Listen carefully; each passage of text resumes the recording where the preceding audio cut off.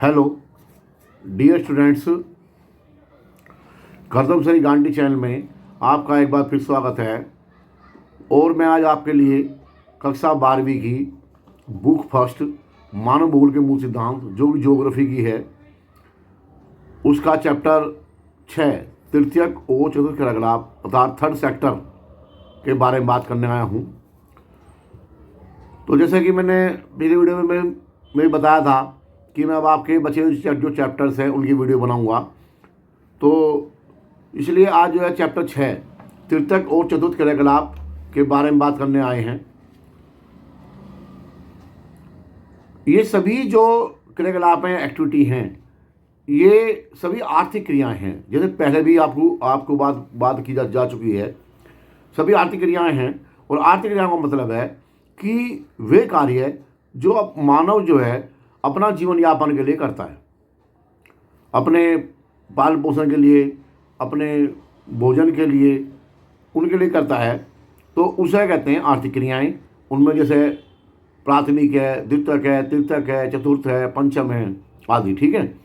तो जैसे प्राथमिक सेक्टर का मतलब मैंने पहले बताया था कि उत्पादन है, यानी कि रॉ मटेरियल से है मेनली काम। जैसे यानी कि प्राथमिक जो कार्य हैं, जैसे बेस कार्य हैं, जैसे कृषि है, आखेट है, बागवानी है, ये सब कार्य क्या हैं? प्राथमिक क्रियाओं का अंदाज। जैसे पशुपालन है, ये सब प्राथमिक क्रियाओं का उदाहरण है। ये आपने पहले कर चुके हो, पढ़ चुके हो, मैं वीडियो इसकी भेज चुका हूँ, आप उसमें चैनल में जाकर दे सकते हो। द्वितीयक सेक्टर, सेकंड सेक्टर का मतलब है कि जो हमारा कच्चा माल प्राथमिक सेक्टर से हमें प्राप्त हुआ था उसका विनिर्माण करना या मैन्युफैक्चरिंग करना, उसका जो प्राथमिक क्रिया से उत्पादित या प्राप्त सामान को या वस्तु को मूल्यवान वस्तु में, वैल्यूएबल वस्तु में, नई वस्तु में बदल देते हैं, उसे कहते हैं द्वितीयक क्रिया। जैसे कपास से कपड़े बनाना, गन्ने चीनी बनाना, बहुत सारे कार्य ऐसे हैं जो फैक्ट्री में किए जाते हैं और उनको मानव जो है मशीन से और अपने कौशल से नया बना देता है और बाजार के लायक बना देता है, उसकी वैल्यू बढ़ जाती है। तो ये वीडियो मैं आपको पहले भेज चुका हूँ और इसको आप अच्छे से कर चुके होंगे। अब अगर इन दोनों सेक्टर को आप अच्छे से समझ चुके हो तो थर्ड सेक्टर के बारे में बात करना बेहद आसान है। और अगर आपने वहाँ से नहीं देखी है अभी तक ये वीडियो, तो आप जो है इन दोनों सेक्टरों की वीडियो आप जरूर देख लेंगे, दोनों पाठ होगी। अब थर्ड सेक्टर तृतीय क्रियाकलाप क्या है? असल में तृतीय क्रियाकलाप जो है वो सेवा सेक्टर है। पहला वाला होगा उत्पादन, ठीक है, प्राथमिक कार्य। दूसरा हो गया विनिर्माण, यानी कि बनाना, मैन्युफैक्चरिंग करना फैक्ट्रियों में। और तीसरा होगा सेवा सेक्टर। जैसे इसमें व्यापार है, अब सामान तो बन गया, वो बाहर भेजना भी है, व्यापार है, बिजनेस है। परिवहन है, उसको लाने जाना है। संचार है, उसका प्रचार करना है या उसकी सूचना देनी है। बैंकिंग है, जो बैंक में पैसे जमा करते हैं, लेते देते हैं, जानते ही हो। बीमा है, इंश्योरेंस है, पर्यटन है, इंटरनेट है, जैसी सेवाएं सम्मिलित होती हैं। अर्थात थर्ड सेक्टर में जो है व्यापार, परिवहन, संचार, बैंकिंग, बीमा, पर्यटन, इंटरनेट जैसी सेवाएं सम्मिलित होती हैं। इस थर्ड सेक्टर में उत्पादन और विनिमय दोनों ही शामिल हैं। इस थर्ड सेक्टर में उत्पादन और विनिमय दोनों ही शामिल हैं। सेकंड और थर्ड सेक्टर में फर्क क्या अब ये दिमाग में आएगा आपके में कि सेकंड सेक्टर में तो है टेक्नोलॉजी, मशीनरी, इंडस्ट्री का ज़्यादा रोल है, जबकि थर्ड सेक्टर में व्यक्ति खुद की विशेषता, खुद की स्पेशलिटी, खुद की कुशलता, खुद का अनुभव और ज्ञान ज़्यादा महत्वपूर्ण है। अब तक आप समझे होंगे कि सेकंड सेक्टर में मशीनों का ज़्यादा रोल है, मशीनों बनाते हैं, जबकि थर्ड सेक्टर में अपने ज्ञान, कौशल, अपनी बुद्धि, अपने अनुभव का विशेष प्रयोग करते हैं। इस सेक्टर में उत्पादक और उपभोक्ता को आपस में भी जोड़ रखने की क्षमता होती है। और ये सेक्टर जो है ज़्यादातर विकसित देशों में बहुत ज़्यादा है। ज़्यादातर जो लोग वहाँ के इसी में कार्यरत होते हैं, यानी कि 75% लोग, लगभग 75% लोग विकसित देश, जैसे अमेरिका है और देश हैं या रसिया है, तो वहाँ के 75% लोग, 75% लोग जो है थर्ड सेक्टर में काम करते हैं, जबकि सेकंड और थर्ड सेक्टर में कम काम करते हैं। जबकि हमारे जैसे विकासशील देशों में, जैसे इंडिया है, उसमें मुश्किल से 10% लोग ही थर्ड सेक्टर में काम करते हैं। अब अगर हम इसकी बात, अब तो थर्ड सेक्टर आपको समझ में आ गया होगा तृतीय क्रियाकलाप के प्रकार। अब इसको हम 4 भागों में बांट सकते हैं, जैसे व्यापार एवं वाणिज्य नंबर 1। तो इसका फ्लो चार्ट बुक में दिया हुआ है हमारी में, तो उस बुक में देख सकते हो। लेकिन मैं आपको बता रहा हूँ, जैसे व्यापार नंबर 1 व्यापार वाणिज्य। व्यापार को या वाणिज्य को हम 2 भागों में बांट सकते हैं, थोक व्यापार और फुटकर व्यापार। थोक व्यापार क्या है? थोक व्यापार को 2 भागों में बांट सकते हैं, ग्रामीण मंडी और नगरीय आपूर्ति घर। फुटकर व्यापार को ग्रामीण बाजार, जैसे जैसे जैसे 5 दिन में पाक्षिक में बाजार लगता है, या 8वें दिन में बाजार लगता है, जो वीकली बाजार होते हैं, ये पैंट बोलते हैं, वहाँ से लोग सामान लेते हैं। फेरी वाले हैं, पीडीएस यानी कि पब्लिक डिस्ट्रीब्यूशन सर्विसेज स्कीम, जो गवर्नमेंट की होती है, लोग वितरण सेवा के द्वारा सामान लेते हैं। या फुटकर व्यापार का एक प्रकार है नगरीय भी है। नगरीय में भी जो श्रृंखला भंडार चैन है, जैसे विशाल चैन है या और चैन है, वो चैन जो है उनके द्वारा सामान लेते हैं। जैसे बाई ऑर्डर भी सामान लेते हैं, डाक ऑर्डर के द्वारा, जैसे फ़ोन से ऑर्डर कर दिया या इंटरनेट से ऑर्डर कर दिया, वो सामान घर आता है। जैसे आजकल आप देखते हो ये शहरों में जो है जोमेटो, ये इस तरह की जो कंपनियां आए, ये सामान हम भेज देती हैं, या ब्लिंकिट वगैरह हैं। सुलभ बाजार केंद्र हैं, बड़े बड़े बाजार केंद्र होंगे, इस तरह के लोक वितरण योजना यहाँ भी है। एक होगा व्यापार वाणिज्य प्रकार, दूसरा परिवहन। परिवहन 4 प्रकार का है। रेल का जाल तंत्र सब जगह फैला हुआ है। सड़क जाल तंत्र, वायु में 2 प्रकार की, यात्री सेवा और माल सेवा। फोर्थ है जल, आंतरिक और महासागरीय, यानी कि देश के अंदर ही और विदेशों में, जो विदेशों में सामान जाता है आता या व्यक्ति आते जाते हैं। नंबर 3 संचार। संचार जो है वो 2 प्रकार का हो सकता है, दूर संचार और दृश्य श्रव्य, यानी कि ऑडियो विजुअल। दूर संचार में क्या है कि जैसे हम फ़ोन से बात करें नंबर 1, अब फ़ोन 2 प्रकार का, लैंडलाइन या मोबाइल। आजकल तो मोबाइल के बिना काम चल रही ना, ठीक है। दृश्य श्रव्य ऑडियो विजुअल में, ऑडियो वीडियो में फिल्म है, रेडियो है, टीवी है, प्रिंट मीडिया है, जैसा अखबार है या मैगजीन वगैरह है। नंबर 4 सेवाएं जो है, जैसे एक तो बैंकिंग होगी, जब मैं पहले मौद्रिक बैंकिंग, ये कहते हैं मौद्रिक बैंकिंग, यानी कि पैसों का लेन देन होता है, उसमें मुद्रा से बना मौद्रिक बैंकिंग, यानी पैसों का लेन देन। नंबर 2 बीमा इंश्योरेंस है। तीसरा अचल संपदा प्रॉपर्टी है। और 4th व्यक्तिगत और व्यावसायिक है, पर्सनल एंड कॉमर्शियल। सेवाएं जो ये प्रयोग होती हैं व्यक्तिगत है, सरकारी है, और एनजीओ भी सेवा करते हैं। अब इनकी थोड़ी हम डिटेल बताएंगे। मैं 4 बताए, जैसे नंबर एक मैंने क्या बताया, जैसे नंबर 1 मैंने क्या बताया व्यापार, दूसरा परिवहन, तीसरा संचार और चौथा सेवाएं। ये 4 प्रकार हैं तृतीय क्रियाकलाप के। अब इनकी डिटेल के बारे में बात करेंगे। जैसे व्यापार का मतलब क्या है, व्यापार का अर्थ क्या है? व्यापार का तात्पर्य है वस्तुओं का क्रय विक्रय, यानी कि खरीदना बेचना है। व्यापार का मुख्य उद्देश्य क्या है? लाभ कमाना है। व्यापार कार्य क्या है? कार्य कहाँ होता है? मुख्यतः कस्बों नगरों में होता है। इन्हीं कस्बों नगरों क्या कहते हैं? विपणन केंद्र कहते हैं। विपणन केंद्र या व्यापारिक केंद्र एक ही बात है। व्यापारिक केंद्र कहते हैं या विपणन केंद्र कहते हैं, एक ही बात है। अब ये व्यापारिक केंद्र या विपणन केंद्र क्या प्रकार के हैं? नंबर 1 ग्रामीण विपणन केंद्र और नंबर 2 नगरीय विपणन केंद्र। अब ग्रामीण विपणन केंद्र और नगरीय विपणन केंद्र में क्या अंतर है, ये आप जानते हैं। जैसे ग्रामीण विपणन केंद्र और नगरीय विपणन केंद्र, नंबर 1 तो ये ग्रामीण वाले गांव होते हैं और नगरीय वाले शहर में होते हैं, तो बिल्कुल क्लियर कट हो गया। और दूसरा जो है इसमें ये है कि ये ग्रामीण वाले छोटे लेवल पर होते हैं और जबकि नगरीय जो है वो बड़े लेवल पर होते हैं। जो सामान बाजार हैं वो बड़े बड़े होते हैं शहरों में, और गाँवों में जो विपणन केंद्र होते हैं या व्यापारिक केंद्र होते हैं जहाँ सामान मिलता है, वे जो है निकटवर्ती बस्ती या गांव की या लोगों की ही केवल पूर्ति पोषण करते हैं, और वहाँ पर वे केवल ग्रामीण जरूरतों की पूर्ति ज़्यादा करते हैं। जो गांव वालों को जरूरत होती है उन्हीं सामान को या उनके आसपास के लोगों को जरूरत होती है, वही सामान ज़्यादा भेजते हैं वहाँ पर। और यहाँ पर व्यक्तिगत व्यवसायिक सेवाएं नहीं मिलती। यहाँ अगर कोई आप स्पेशलिस्ट चाहो या कोई बढ़िया वो सेवा चाहो, वो वहाँ नहीं मिलेगी। यहाँ पर कैसे मिलेगी? जैसे सब्जी मंडी है, सब्जी खरीद लो, खाद भंडार है, बीज भंडार है, ये ज़्यादा मिल जाते हैं वहाँ पर। नगरीय विपणन केंद्र में ये केंद्र जो है स्पेशलाइज सेवाएं प्रदान करते हैं। दूसरा, ये रेडीमेड जो फैक्ट्री में बनी चीज़ें हैं उनको विनिर्मित वस्तुओं को ये बेचते हैं, देते हैं। ये बड़े लेवल पर होते हैं, मैंने बता दिया। इसमें व्यक्तिगत सेवाएं जैसे डॉक्टर है, वकील है, टीचर है, स्पेशल सेवाएं या व्यवसायिक सेवाएं, स्कूल है, कोचिंग है, कोच हैं, खिलाड़ियों बड़े बड़े जो कोच हैं, हॉस्पिटल हैं, ये सब यहाँ पे मिल जाते हैं।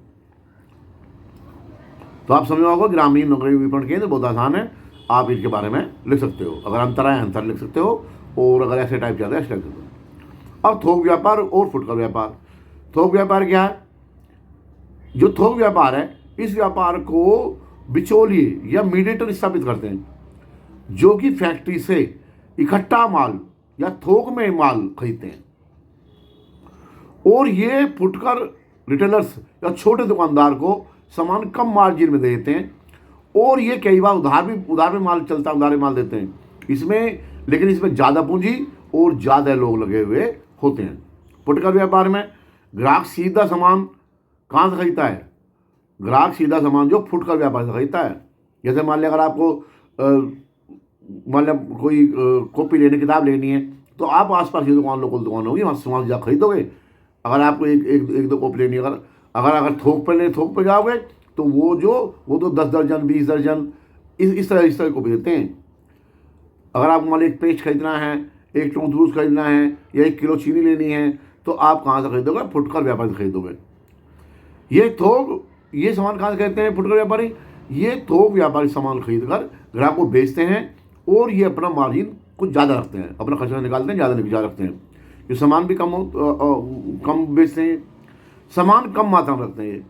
ये नहीं कि अगर आप कह लो इसे जाके कि जी मुझे 10 बोरी चीनी चाहिए, तो इनके पास नहीं होगी, क्योंकि ये तो खुली बेचते हैं। ठीक है। इसमें कम पूंजी लगती है, और 1 या 2 लोग इसमें कार्यरत होते हैं। ये सामान जो ज़्यादातर कैश में सामान बेचते हैं। ठीक है भाई।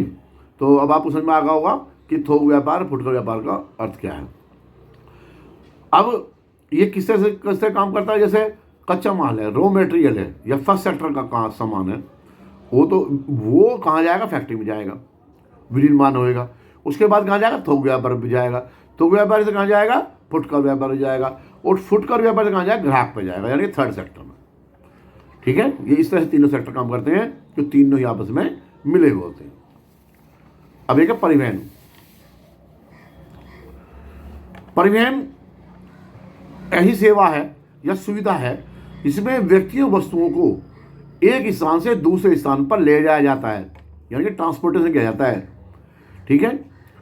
आधुनिक समय में रेल, सड़क, वायु, जल परिवहन से वस्तुओं का उत्पादन, वितरण, उपभोग संभव हो सका है। अगर परिवहन ना हो तो हमको कोई सामान मिलने की थोड़ी समस्या हो ही जाएगी, और कहीं से भी कोई भी सामान आया था। आजकल परिवहन की मांग जनसंख्या के आकार से पूरी तरह प्रभावित होती है। जितनी ज़्यादा जनसंख्या होगी, उतना ही परिवहन की डिमांड भी और जरूरत भी ज़्यादा होगी।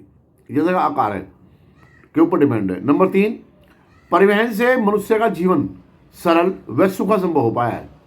परिवहन से हम जो सब कुछ करते हैं, इसका हालांकि आगे चैप्टर भी है, तो इसलिए इसमें थोड़ा सा ही है, आप खाली समझ लो। आप जानते हो कि ये 4 प्रकार का है, और जनसंख्या का आकार पर डिपेंड करता है। ठीक है। संचार क्या है? संचार हम किसे कहेंगे? संचार सेवाओं में शब्दों, संदेशों, तथ्यों व विचारों का प्रेषण का मतलब है एक जगह से दूसरी जगह भेजना संभव हो पाया है। जब 2 व्यक्ति आपस में विचार और अपने भाव आदान प्रदान करते हैं, तो ये संचार है। अगर यही कार्य 2 से अधिक या बहुत ज़्यादा संख्या में हो, तो जनसंचार कहलाता है। परिवहन से संचार का फैलाव ज़्यादा होता है। परिवहन संचार का माध्यम है। एक व्यक्ति गया और अपनी बातें जो है करता रहा। ट्रेन जो है तो वो दिल्ली से मुंबई जाती है, तो दिल्ली से बैठने वाला व्यक्ति अब बात करेगा, कुछ सोचेगा, अपनी बातें विचार वहाँ पहुँचाएगा, फिर वहाँ से आएगा, तो अब वो बातें वहाँ से वहाँ तक पहुँच जाती हैं। इसे कहते हैं माउथ पब्लिसिटी बोलते हैं इसको। इसलिए परिवहन के सभी रूपों को हम संचार पथ भी कहते हैं। संचार के साधन या टीवी है, रेडियो है, इंटरनेट है, न्यूज़पेपर है, मोबाइल फ़ोन है ना, तो ये बहुत सारे हैं। आजकल तो मोबाइल फ़ोन तो ज़्यादा हो गया, इंटरनेट इतना हो गया है कि इसके बिना जैसे मैं भी आपसे बात कर पा रहा हूँ।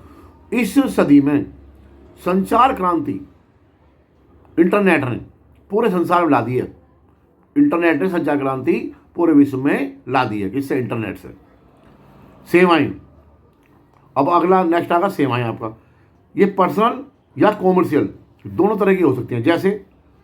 जैसे कॉमर्शियल है, विज्ञापन है, विज्ञापन देना, एडवर्टाइज देना, कानूनी है, लीगली एडवाइज करना, जनसंपर्क है, डॉक्टर हैं, टीचर हैं, वकील हैं, ये सारे जो है व्यापारी हैं।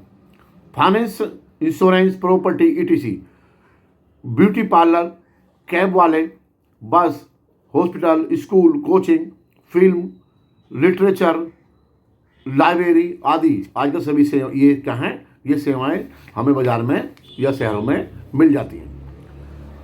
जैसे मैंने पहले बताया कि थर्ड सेक्टर में लगे लोग अल्पविकसित देशों में 10% से भी कम है, तो यूएसए या रशिया जैसे देशों में 75% से भी ज़्यादा लोग इस सेक्टर में लगे हुए हैं, थर्ड सेक्टर में, और फर्स्ट और सेकंड सेक्टर को छोड़ रहे हैं। यानी कि विकास का पैमाना भी हो गया है। पर्यटन क्या है? पर्यटन एक यात्रा है जो व्यापार की बजाय आनंद, खुशी व घूमने फिरने के उद्देश्य से की जाती है। पर्यटन अब इस समय बहुत बड़ा उद्योग बन गया, और क्योंकि इससे ट्रांसपोर्ट, इस सारा जो फर्क जो है इससे पड़ रहा है, और वहाँ लोगों को बहुत ज़्यादा फायदा होता है। अब पर्यटन होगा कहाँ? किसी जगह की सुंदरता, वहाँ के दृश्य, सुंदर दृश्य, वहाँ के पार्क, उद्यान, स्मारक, विरासत स्थल, सांस्कृतिक, धार्मिक, ऐतिहासिक स्थल पर ये डिपेंड करता है। अगर वहाँ पे है तो पर्यटक वहाँ ज़्यादा जाएंगे। इसमें सुविधा, शांति ज़्यादा महत्वपूर्ण है, और ट्रांसपोर्ट तो बहुत जरूरी है ही। अब 25 करोड़ से ज़्यादा लोग पर्यटन के उद्योग से जुड़े हुए हैं, पर्यटन जुड़े हुए हैं, जबकि पहले नहीं माने जाते थे इतना, लेकिन अब 25 करोड़ से ज़्यादा लोग इससे पर्यटन जुड़े हुए हैं। और इससे पर्यटन से जहाँ भी पर्यटन ज़्यादा होगा वहाँ के लोगों को फायदा होगा, और अब पर्यटन को बढ़ावा देने के लिए बहुत ज़्यादा कार्य किए जा रहे हैं। एक ऐसा था चिकित्सा पर्यटन। इसमें चिकित्सा के लिए लोग एक जगह से दूसरी जगह पे जाते हैं, और अपनी चिकित्सा के लिए जब जाते हैं तो वहाँ पे वहीं पैसा खर्च करते हैं। तो ये बहुत बड़ा, ये भी चिकित्सा पर्यटन बहुत बड़ा उद्योग बन गया है। इसमें भारत, थाईलैंड, सिंगापुर, मलेशिया जैसे विकासशील देश जो है इससे लाभान्वित हो रहे हैं, फायदा उठा रहे हैं। और चिकित्सा पर्यटन की बात कर लूँ मैं, और कि चिकित्सा पर्यटन वही अपने देश में क्यों नहीं करा लेते? उसका कारण ये है कि वहाँ पे इलाज महंगा है, महंगे देश हैं तो इलाज महंगा है। वे जो यहीं पर जैसे बाहर जैसे देश में आ गए, या थाईलैंड में चले गए, सिंगापुर चले गए, मलेशिया चले गए, अमेरिका कमाने को व्यक्ति है, तो वहाँ आराम से वो इलाज सस्ते में हो जाता है, आराम से वो इतने दिन आराम से बहुत बढ़िया इलाज होता है। बाह्य स्रोतम या आउटसोर्सिंग क्या है? अपने काम को किसी दूसरे देश में स्थापित करना। कोई कंपनी है वो अपने काम को दूसरे देश में स्थापित कर देती है, किसके द्वारा? जैसे कॉल सेंटर है, तो इसे कहेंगे बाह्य स्रोतन या आउटसोर्सिंग। ये भारत में, चीन में, पूर्वी यूरोप में, इसराइल में, फिलीपींस में, ऐसे देशों में ज़्यादा है। ये ज़्यादातर जो बड़े देश हैं, जो विकसित देश हैं, वे अविकसित देशों में या विकासित देशों में इसको स्थापित करते हैं, और इंटरनेट के द्वारा ये जो है उसको वहाँ पे आराम से अपनी फैक्ट्री चलाते हैं, और अपने कॉल सेंटर उन देशों में लगा देते हैं। क्योंकि वहाँ पे जैसे चिकित्सा पर्यटन में डॉक्टर वहाँ महंगे हैं बड़े देशों में, जो विकसित देश हैं, तो ऐसे ही जो है वहाँ पे जो श्रमिक भी महंगे मिलते हैं या श्रमिक मिलते नहीं है, जबकि अविकसित देशों में या विकासशील देशों में श्रमिक या मजदूर आराम से मिल जाते, सस्ते मिल जाते हैं, और इंटरनेट से यह कार्य भी आसानी से हो जाता है। और ग्लोबलाइजेशन यानी कि वैश्वीकरण, वैश्वीकरण का मतलब है जब पूंजी या वस्तु का दूसरे देशों में प्रवाह हो के कारण भी यह बहुत ज़्यादा बड़ा है। इससे रोजगार मिलता है। जिस देश में लगेगा उन देशों में क्या फ़ायदा? उस देश के इनको ये फ़ायदा है लोगों को कि उन लोगों को रोजगार मिलेगा जब वहाँ सेटअप बनेगा कंपनी का, ठीक है, तो उससे फायदा होता है जी। जैसे अब शहरों में साइबर कैफ़े है, ई लर्निंग है, डाटा प्रोसेसिंग है, ई बैंकिंग है, रिसर्च है, ये जो यहाँ पर या डेवलपमेंट काम है, R&D काम, ये सारे काम जो है आउटसोर्सिंग से आजकल हो रहे हैं। और कभी कभी इंजीनियरिंग के काम भी जो है वो भी जो है आउटसोर्सिंग से होते हैं। ये दो प्रकार के होता है, एक बीपीओज और एक केपीओज। बीपीओज क्या है? B for business, P for process और ओ फॉर आउटसोर्सिंग, यानी कि हिंदी में इसका व्यवसाय प्रक्रमण बाह्य स्रोतन। बीपीओ में क्या करते हैं? ये third party handling all things. BPO दे दिया और जो सारा बिजनेस जो है थर्ड पार्टी संभाल लेगी और ठेके पे काम दे दिया फैक्ट्री का बाहर से ही। भाई तुम्हें करना है, मान लो कोई सामान बनवाना, जैसे या उसका एप्पल का सामान है या किसी और फ़ोन का सामान है या कंप्यूटर का असेंबलिंग है, वो सारे इंडिया में हो रहे हैं। तो वो जो है वो उनका वो कंपनी पे जो अमेरिका में कंपनी बैठी हुई है या कोई कहीं विदेश में बैठी हुई है कोई कंपनी, तो वो उस पर उसकी जिम्मेदार नहीं है वो यहाँ लोग काम कर रहे हैं उनके लिए। वो तो खाली सुविधा प्रदान कर रहे हैं। जो यहाँ का मैनेजर है, जो यहाँ का मैनेजमेंट है, जिनने जो यहाँ काम करवा रहा है वो जिम्मेदार है, यानी वो ठेकेदार है एक तरह का। इसे कहते हैं बीपीओ। और एक है केपीओज। केपीओज में के का मतलब क्या है? यहाँ पे जैसे उसका वहाँ पे ऊपर बीपीओ, बी का मतलब बिजनेस है, यहाँ के का मतलब क्या है? नॉलेज है। Knowledge process outsourcing. इसमें यानी ज्ञान प्रक्रमण बाह्य स्रोतन। इसका मतलब हाई टैलेंटेड या टेक्नीशियन जो रिक्वायर होते हैं इसमें, प्रॉब्लम सोल्वर, ये सारे हैंडलिंग यही करते हैं जो केपीओज होते हैं। चाहे कहीं के भी हो तो ये जो इसको ले लेते हैं। तो आप आउटसोर्सिंग समझ गए होंगे। अब अंक विभाजन। कोई भी देश इतनी जल्दी अपने देशवासियों को सूचना और संचार टेक्नोलॉजी के लाभ दे पाता है तो वो जो है वही जो है आगे माना जाएगा, वही देश विकसित माना जाएगा। इसमें विकसित देश आगे बढ़ गए हैं, जबकि विकासशील देश या अल्प विकसित देश इसमें भी पिछड़ गए हैं। और यही जो है अंक विभाजन है। जैसे अब हम इंडिया रशिया को उदाहरण लें या इंडिया और यूएसए को उदाहरण लें, तो इसमें बहुत बड़ा अंतर है। ये जो अगर बड़े बड़े शहरों का, महानगरों का और गांवों का, दुर्गम क्षेत्रों को हम आपस में इनका कंपेरिजन करें तो दोनों बहुत बड़ा अंतर है। आप जानते ही हो कि विकसित देश विकासशील देशों से बहुत ज़्यादा आगे हैं टेक्नोलॉजी में, हाई टेक्नोलॉजी।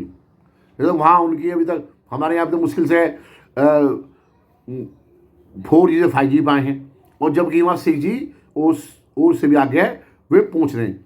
हमारे यहाँ तो आज भी आप देखोगे कि 5G पे सभी नहीं होंगे। अगर हमारी जनसंख्या लगभग जो 150 करोड़ है, तो 150 करोड़ पर से मुश्किल से बहुत ही कम लोग 5G पे हैं। और अभी भी हमारे यहाँ बटन वाले फ़ोन या कीपैड फ़ोन वाले जो है वो अभी हमारे यहाँ दिख जाते हैं। और जबकि आप देखो बड़े बड़े शहर और महानगरों में तो इंटरनेट की और फ़ोन की सुविधाएं बहुत ज़्यादा हैं, लेकिन टेक्नोलॉजी का बहुत ज़्यादा यूज है। जबकि गाँव और दुर्गम क्षेत्रों में आज भी इंटरनेट की सेवाएं या जो हाई टेक्नोलॉजी सुविधाएं जो बहुत कम है, बहुत बड़ा अंतर है। और यही जो है हमारा कहलाता अंकीय विभाजन। अंकीय विभाजन इसे कहेंगे कि जब टेक्नोलॉजी में अंतर हो, चाहे देशों में चाहे महानगरों में।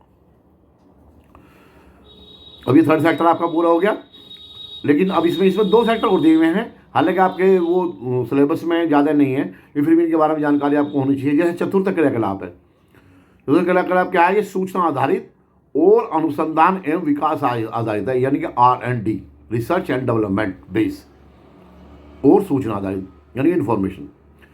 इसी सेक्टर को इसीलिए हम ज्ञानोन्मुख यानी कि नॉलेज वाला सेक्टर, नॉलेज पावर वाला सेक्टर कहते हैं। इसलिए इसका नाम क्या है? नॉलेज पावर वाला सेक्टर इसे कहा जाता है। इसमें जो कर्मचारी हैं उनको विशिष्ट ज्ञान होता है, जिसका उपयोग करते हैं विशिष्ट ज्ञान, स्पेशलिस्ट होते हैं अपने काम के। जैसे मान लिया कोई टीचर ही है, थर्ड सेक्टर में आता है टीचर, लेकिन वही टीचर अगर टेक्नोलॉजी की या नई शिक्षा पद्धति या बिल्कुल बढ़िया तरीके से वो एजुकेशन सिस्टम को सीख जाता है, नई टेक्नोलॉजी का विचार कर लेता है, को काम करता है, तो अटैच होकर किसी प्रकार का नया आविष्कार करता है, तो वो थर्ड सेक्टर से कहाँ पहुँच जाएगा? फोर्थ सेक्टर में पहुँच जाएगा। यानी कि इसमें सिर्फ अंतर यह है कि इसमें जो स्पेशलिस्ट हैं अपने फील्ड के, जैसे कोई डॉक्टर MBBS है, अगर लेकिन किसी ने MD कर ली या MS कर ली या कोई सर्जन बन गया बढ़िया, डॉक्टर MBBS कायम है थर्ड सेक्टर में।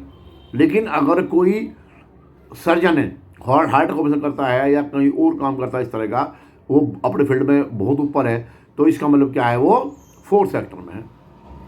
अब पंचम क्रियाकलाप आपको ज़्यादा की जानकारी नहीं है, बस खाली इतना होना चाहिए कि ये क्या है असल में। ये जान लो, ये ज्ञानोन्मुख सेक्टर है, यानी कि नॉलेज वाला सेक्टर है। जो नॉलेज में ज़्यादा आगे होगा वो फोर्थ सेक्टर में होगा, ठीक है भाई। या रिसर्च डेवलपमेंट में होगा, या सूचनाओं में अपने आप को ज़्यादा अपडेट कर रखा होगा, तो वो फोर्थ सेक्टर में होगा। पंचम क्रियाकलाप, ये जो टॉप लेवल के लोग हैं, जिनका जो निर्णय लेने में, डिसीजन लेने में, डिसीजन मेकिंग और नीति बनाने में जो लो बनते हैं, उनको बनाने में, या जो भी कार्य होते हैं देशों में, टॉप लेवल के निर्णय लेने, नीतियों निर्माण करने वाले लोग जो फिफ्थ सेक्टर में आते हैं। अब आप क्या होगा, चौथे पांचवें क्या अंतर है? फोर्थ सेक्टर है, पांचवें सेक्टर में केवल मामूली अंतर है। इसमें ये अपने फील्ड के टॉप लेवल पे होते हैं, बिल्कुल टॉप लेवल पे। यही कहेंगे जो कुछ कहेंगे। मान अगर कोई कंपनी है, अगर कंपनी का कोई बड़ी कंपनी है, अगर कोई कंपनी का जो डिसीजन मेकर है, वो जो है कौन है, वो CEO है। और जो नीचे जो है उसका, वो जो उसको इम्प्लीमेंट कर रहा, वो कौन है, वो CEO है, यानी कि ऑपरेटिंग ऑफिसर है। जैसे अगर मान लिया हमारे यही देखा जाए, अब मैं हमारे देश की बात करें तो हमारे यहाँ डिसीजन मेकर कौन है? जो नेता हैं, जो सत्ता में है, सरकार में है, वो डिसीजन मेकर है। लेकिन जो नीचे जो सेक्रेटरी हैं या जो IAS हैं, तो वो उसको नीति कैसे चले और कैसे आगे बढ़ेगी, वो इस बात को इम्प्लीमेंट करते हैं। लेकिन बराबर नीति निर्णय डिसीजन किनका होता है? वो होता है ऊपर बड़े लेवल पे। अब इसमें एक आपकी आगे के पार्ट खत्म होगा, इसमें एक एक्टिविटी है आपकी, इसमें है एक स्वर्ण कॉलर, जो एक कुछ कॉलर दिए हुए हैं नीचे उस एक्टिविटी में, और आगे उनके वो पूछा कि काम क्या कर रहे हैं, वो एक्टिविटी क्या है। इसको आप फिलअप कर सकते हैं। जैसे गोल्ड कॉलर है, गोल्ड कॉलर वाले किस में आएंगे? 5 सेक्टर में आते हैं, 5वें सेक्टर में, 5th सेक्टर में आते हैं गोल्ड कॉलर वाले, ठीक है भाई। जो हाई वैल्यू सर्विस करते हैं, फाइनेंस है, IT है, इनमें काम करते हैं, मतलब बड़े टॉप लेवल पर होते हैं। श्वेत या लीडर है, टॉप लीडर है। श्वेत वाइट वाले किस में आते हैं? ये 3rd सेक्टर में आते हैं। डॉक्टर है, लॉयर है, यानी कि प्रोफेशनल जो हैं वो इसमें आते हैं। दूसरा ग्रे, 4th सेक्टर, ये 4th सेक्टर में आते हैं। जैसे IT सर्विस हैं ये वाले ग्रे कलर। लाल रेड वाले 1st सेक्टर में आते हैं। ये मैन्युफैक्चरिंग है, इंडस्ट्री है, यानी कि जो बाहर काम करते हैं, ज़्यादातर मतलब धूप में काम करते हैं। नीला वाले, ब्लू वाले, ये 2nd सेक्टर में आते हैं। जैसे कॉल सेंटर है, कस्टमर सपोर्ट है या लैब है, इसमें ब्लू वाले आते हैं। गुलाबी पिंक वाले, ये भी 3rd सेक्टर में है, जो क्रिएटिव काम करते हैं, डिज़ाइन काम करते हैं, या ज़्यादातर, हालांकि अभी 3rd सेक्टर ज़्यादा ऐसा स्पेशलाइज रहा नहीं है, क्योंकि ये महिलाओं के लिए रिजर्व था। पिंक सेक्टर इसलिए कहते थे, जैसे एयर होस्टेस हैं या नर्स हैं, तो ये ज़्यादातर जो है, या रिसेप्शनिस्ट हैं, तो ये जो ज़्यादातर पिंक सेक्टर में थी। लेकिन अब जो है ये मेल भी इसमें आते हैं। अब ये किसी के लिए स्पेशलाइज नहीं है। क्रिएटिव और डिज़ाइन सर्विस जो है ये पिंक सेक्टर में आता है। ये तो इस तरह से आपका पार्ट जो है पूरा खत्म हो गया है। तो देखिए, ये मैंने पार्ट पूरा खत्म कर दिया है। अब खाली आपको ये काम करना है, इस पार्ट को अच्छे से समझना है। अगर कोई चीज़ रह गई है तो उसके बारे में आगे बात करेंगे। एक MCQ का एक और मैं वीडियो आपको भेजूँगा इस पार्ट का, उसको आप देख लेंगे। और देखो, चैनल को अच्छे से देखो, समझो और आगे बढ़ो, ठीक है ना। चैनल को आप लाइक भी करो, शेयर करो, कमेंट करो और सब्सक्राइब करो।